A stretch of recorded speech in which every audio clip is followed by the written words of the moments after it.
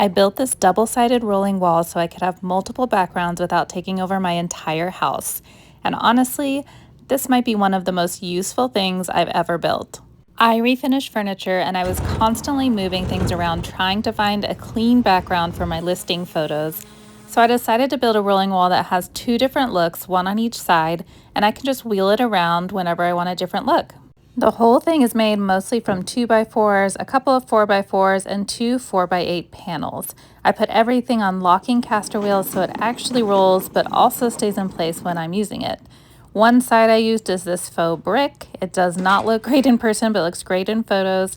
And then the other side is shiplap panels that I painted green. I got both of these at Menards. The most important part of this build is the triangle bases at the bottom.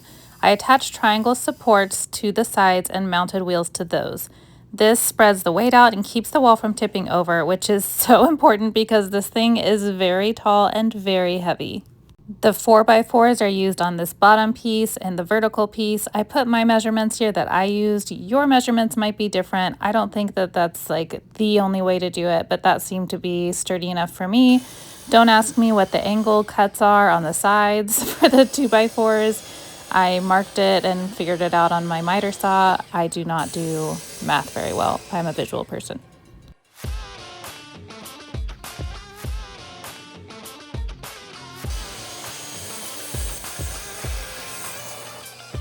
So once I had the 4x4s and the 2x4 supports all together, I attached it using wood glue and some simple construction screws. You could use pocket holes and be really fancy here, but I wasn't looking for aesthetics for this part. I was just trying to attach it together. This is in my garage. This is not a professional studio. I want the staging wall to look nice for photos. I don't need my supports to look nice, so no pocket holes for me. I just screwed those babies in.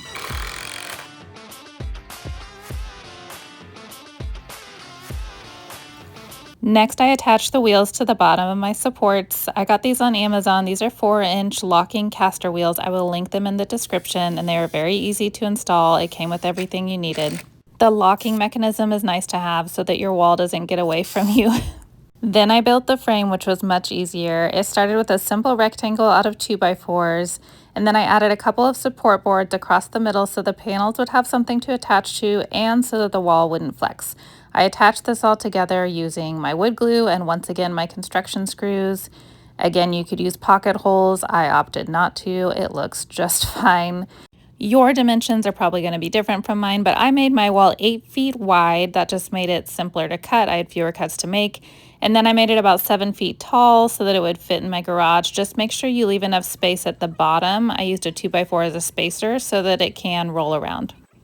Then it was time to attach the base to the frame. You will want a helper for this. They just need to hold it upright, make sure it doesn't topple over. I attached it together using wood glue, a clamp, and then, you guessed it, more construction screws. Pro tip, you'll also want to make sure that your casters are locked while you're doing this so that it doesn't go all willy-nilly on you. Once you have that all together, you got to do a little celebratory dance, kick, whatever you want. I was so excited because this was looking good. Then it was time to add the panels. I ripped my panels down about a foot so that it would fit mine. Your measurements might be different once again, but doing it 8 feet wide was really handy because I needed exactly 2 panels, and I just attached it to the frame using some construction adhesive and my brad nailer.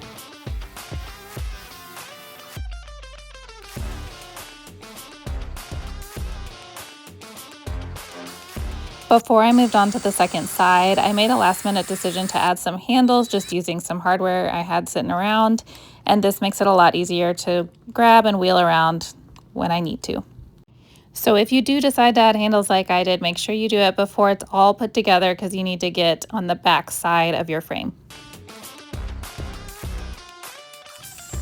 I just recently got this Craig jig and I don't know why I waited so long. If you do not have a table saw and you rip boards using your circular saw, it's a game changer. I will link it in my description for you. You have to get one. The second side went up just as easy as the first, just adhesive and nails, and then I filled all those little holes with putty and gave this side 2 coats of paint using my paint sprayer. I used this green color because I happen to have a lot of it, but I wanted something that was kind of a neutral, but not white or boring.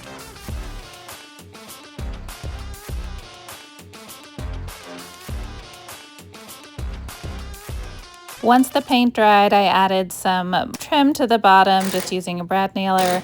And then I decided to add some curtains using materials I had. So I used scraps of 2x4 and then these dowels.